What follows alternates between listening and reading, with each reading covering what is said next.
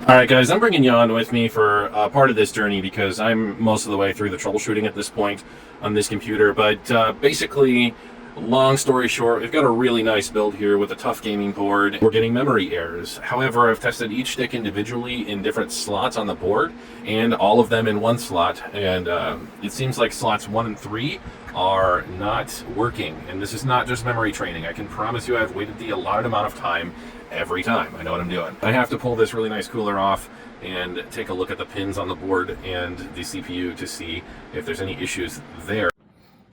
Alright everybody, we've got the cooler off and set off to the side over this way, and what we're going to do now is pull this CPU out of the socket, and we'll get you guys will get the first look with me here to see if this is what the problem is.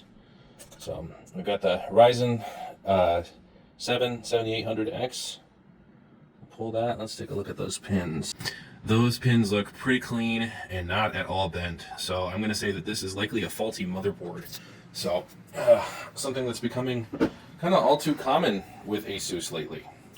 Before I do that though, I think what I'm going to do is pop my 7600X in here and see if I can get it to post.